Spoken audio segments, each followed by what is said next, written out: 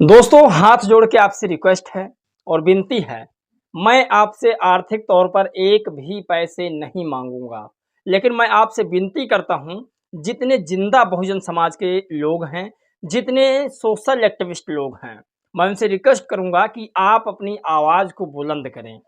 और आप अपनी आवाज़ को कब बुलंद कर सकते हैं? जब आप सोशल मीडिया पर अपना परचम लहराएंगे।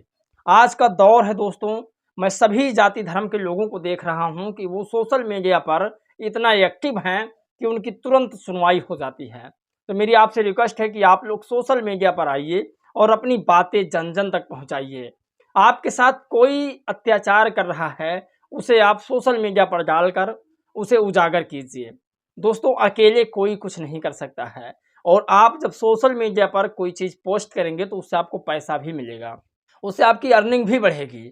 लेकिन आप एक हमारे साथी बन जाएंगे, बहुजन समाज के साथी बन जाएंगे कि आप कहीं पर भी गलत देखेंगे दलित पिछड़े आदिवासियों के साथ, तो उसे आप कहीं ना कहीं उसे पोस्ट करेंगे तो हमारे समाज को एक मदद मिलेगी। मैं आपसे बस यही चाहता हूँ। तो इसका सबसे बढ़िया जरिया है ट्विटर, यानी जो इस समय यक्स है। अब मैं आपसे माफ़ी चाहता हूँ, मुझे यक्स पर कोई पैसे इसे प्रमोशन के लिए नहीं मिला है और ना ही किसी यूट्यूबर को मिलता है यक्स पर प्रमोशन करने के लिए। यक्स एक ऐसा वेबसाइट है, ट्विटर एक ऐसा वेबसाइट है जिससे आप प्रधानमंत्री, राष्ट्रपति को भी सूचना दे सकते हैं। एक ही मिनट में राष्ट्रपति तक आपकी सुनवाई हो सकती है और उधर से रिप्लाई भी आ जाता है। ट्विटर पर कोई गंदी पोस्ट नहीं कर सकता है, ट्विटर पर कोई फर्जी चीज़ नहीं डाल सकता है, जो भी है संवैधानिक चीज़ है उसे डाल सकता है। बहुत से मेरे लोग ट्विटर चला भी रहे होंगे, तो मैं उनसे रिक्वेस्ट करूंगा कि आप अपनी आईडी को मेंशन जरूर कीजिएगा। मैं आपकी आईडी को प्रमोशन कर दूंगा, कुछ आपके फॉलोअर्स बढ़ जाएंगे, ताकि आप लोग अपनी बातें पुलिस प्रशासन, डीएम साहब या कहीं पर भी उत्तर प्रदेश पुलिस या किसी भी राज्य के पुलिस या किसी भी राज्य की सरकार तक आप अपनी बातें को पहुंचा सकते हैं। आपके ऊपर जो अत्याचार हो रहा है उसको आप बता सकते हैं, आप अपनी बातों को अच्छे से रख सकते हैं। मेरी जो आईडी है वो यहाँ पर शो हो रही है। अगर आप लोग यक्स नहीं चलाते हैं तो जाइए प्ले स्टोर पर डाउनलोड करके उसे आप लोग चलाइए, आईडी बनाइए और मेरे इस आईडी को फॉलो कर लीजिएगा, ताकि आप लोग मेरे से कनेक्ट हो जाएं और मैं आपको सूचना देता रहूं लिखित के माध्यम से, और आप लोग भी मुझे सूचना अपनी देते रहें लिखित के माध्यम से, ताकि मैं उसे वीडियो के माध्यम से बता सकूं, लिखित के माध्यम से चला सकूं। हर एक तरह से बहुजन समाज का सोशल मीडिया पर कब्जा होना चाहिए और हर एक न्यूज़ चैनल को आप अपनी बाइट दें, ताकि आपकी आवाज़ सबसे पहले सर्व समाज तक पहुँचे।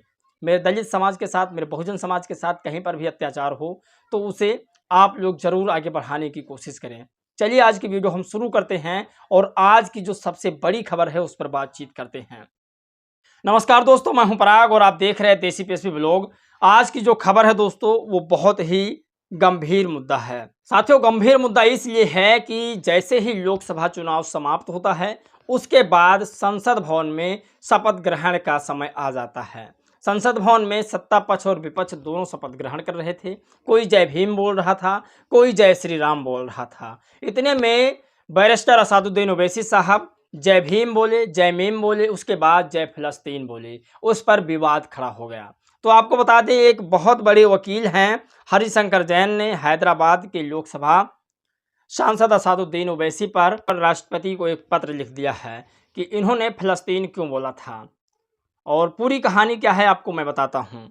सुप्रीम कोर्ट के वकील हरिशंकर जैन ने हैदराबाद में लोकसभा सांसद असादुद्दीन ओवैसी की सदस्यता रद्द करने की मांग की। लोकसभा में शपथ के दौरान ओवैसी ने जय फिलिस्तीन का नारा लगाया था। हरिशंकर जैन द्वारा भारत के संविधान के अनुच्छेद 102, 103 के संदर्भ में असादुद्दीन ओवैसी के खिलाफ भारत के राष्ट्रपति के समक्ष एक शिकायत दर्ज की गई है।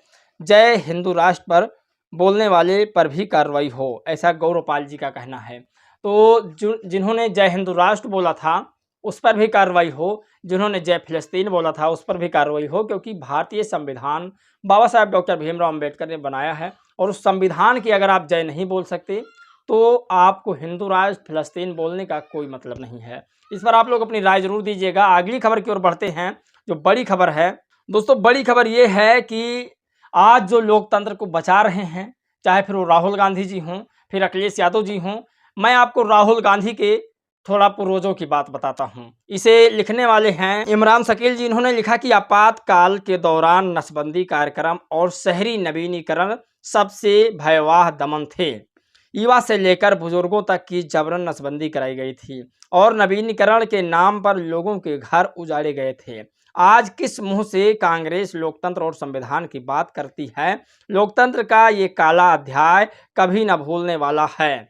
जो बीजेपी ने इल्ज़ाम लगाया था वही इमरान साहब भी लगा रहे हैं इल्ज़ाम, जो बहुजन समाज पार्टी के समर्थन हैं। उन्होंने बताया कि जो नसबंदी वाला समय था वो बहुत ही भयावह घटना था और ऐसे घटना में संविधान को ना मान करके, संविधान को एक साइड में रखकर ये कांग्रेस पार्टी वाले दिन दहाड़े लोगों की नसबंदी करा रहे थे और नवीनीकरण के नाम पर लोगों के घर उजाड़ रहे थे। ये बड़ी खबर है। आगे खबर की ओर लेकर चलते हैं जो इससे भी ज़्यादा दुखद खबर है, लेकिन एक खुशी की खबर ये भी है कि मायावती जी ने एक नया अवतार बीएसपी में डाल दिया है। और ये नया अवतार ये है कि मायावती जी ने कहा कि अब जो बहुजन समाज के लोग हैं वो एसी गाड़ी में नहीं चलेंगे। सोचिए, ये मायावती जी का बड़ा फैसला है। मायावती जी ने कहा कि जितने भी बहुजन समाज पार्टी के कार्यकर्ता हैं वो एसी गाड़ियों में बैठकर नहीं चलेंगे, मतलब किसी गाड़ियों में बैठकर नहीं चलेंगे, वो अब गली में चलेंगे, वो अब सड़कों में चलेंगे, ताकि उन्हें पता चल सके कि पिछले मैंने 12 सालों में क्या क्या गलतियां किया है। उस गलती को वो लोग पार्टी के आला अधिकारी को सूचित करें। सोचिए, मायावती जी का अगर ये मुहिम कामयाब हो जाता है तो वो दिन दूर नहीं कि मायावती जी प्रधानमंत्री बन जाएंगे। आप इस बात से अंदाजा नहीं लगा सकते कि मायावती जी ने यह मुहिम अगर पहले जारी कर दिया होता तो शायद आज का जो लोकसभा चुनाव है वो संसद भवन में उनके तमाम सांसद बैठे होते। लेकिन देर से आए दुरुस्त आए। चलिए, जब भी शुरुआत करें थोड़ा अच्छे के लिए होता है। तो इस बार का जो विधानसभा चुनाव है उसकी तैयारी मायावती जी ने कुछ इस प्रकार से किया है। मायावती जी ने कहा, आपके सामने यहाँ पर एक स्क्रीनशॉट शो हो रहा होगा, आप देखिए, साफ साफ इसमें लिखा हुआ है कि बीएसपी के जितने भी पदाधिकारी हैं वो इस बार एसी कार में नहीं चलेंगे। वो गली गली जाकर लोगों से मिलेंगे और लोगों का हालचाल जानेंगे। ये जानेंगे कि 12 साल में हमसे कितनी गलतियां हुई हैं और अब हम उन गलतियों को कैसे सुधार सकते हैं। तो ये बहुत अच्छा मुहिम है। और सबसे बड़ी खबर ये है इसमें कि जितने भी उपचुनाव होंगे उन सभी सीटों को संबोधित आकाश आनंद करेंगे। तो ये सबसे बढ़िया पहल है बहुजन समाज के युवाओं को अपनी साथ लाने का। मायावती जी का ये अगर चाल कामयाब हो जाता है तो मैं फिर कहूंगा कि उत्तर प्रदेश में आकाश आनंद को मुख्यमंत्री बनने से कोई नहीं रोक सकता है। तो दोस्तों, ये बहन जी का बहुत बढ़िया मुहिम है। लेकिन आगे खबर की ओर हम चलते हैं। जो बड़ी खबर है, अयोध्या से एक सूचना आई थी। सूचना ये था कि जो अयोध्या राम मंदिर है उससे पानी टपक रहा है, लेकिन उस पर जो है नृपेंद्र मिश्रा ने कहा कि जो केबल लगा था उस केबल के सहारे पानी मंदिर में उतर रहा था।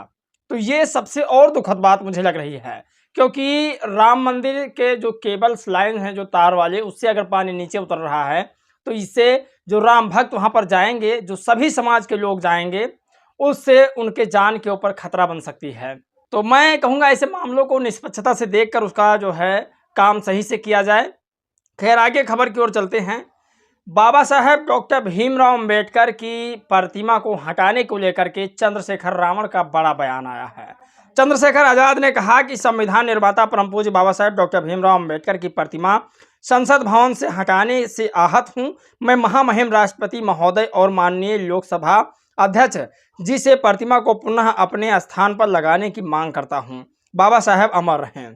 तो ये चंद्रशेखर रावण की मांग है कि बाबा साहेब की प्रतिमा लगाई जाए। लेकिन आपने पिछले वीडियो में देखा ही कि किस तरह से दिल्ली में प्रोटेस्ट हो रहा है, लोगों को उठा उठा कर जेल में डाला जा रहा है।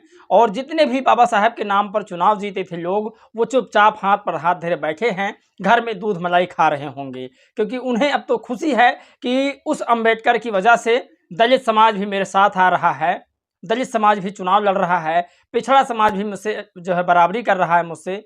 तो उस अंबेडकर साहब की मूर्ति को हटा दिया जाए तो ज़्यादा बेहतर है। ये उनकी मानसिकता होगी, मैं इसे कह सकता हूँ पूरे दावे के साथ।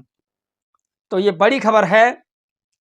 और ये आज़ाद समाज पार्टी का एक जो है पत्र है जो राष्ट्रपति महोदय को दिया गया है, महामहिम जी को। बाकी आप लोग अपनी प्रतिक्रिया जरूर दीजिएगा। और मैं फिर आपसे रिक्वेस्ट कर रहा हूँ, आप अपनी आवाज़ को बुलंद कीजिए, आप किसी के सोशल मीडिया के लिए मोहताज मत रहिए। आप खुद का एक एक्स डाउनलोड कीजिए जो सरकारी वेबसाइट है एकदम से, उस पर कोई गलत चीज़ पोस्ट नहीं कर सकता है। मेरी फिर मैं कह रहा हूँ ये आईडी है, इसे ज़रूर फॉलो कीजिएगा। अगर आप एक्स पर फॉलो नहीं करना जानते हैं तो आप पहले एक्स अकाउंट बनाइए, उसके बाद जाइए वहाँ पर फॉलो लिखा है, आप फॉलो कीजिए, मैं आपको फॉलो बैक तुरंत दूँगा। उससे आपके रीच बढ़ेंगे, आपके इंप्रेशन बढ़ेंगे और आपकी कमाई भी होगी।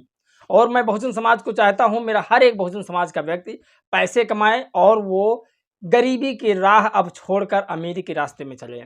ये बहुत ज़रूरी है। अब बहुजन समाज बाबा साहब की तरह कोट पैंट पहने, जिसे बाबा साहब ने बताया कि बहुजन समाज के व्यक्ति को कोट पैंट पहनना चाहिए। दोस्तों इस वीडियो में बस इतना ही। जय भीम, नमो बुद्धाय।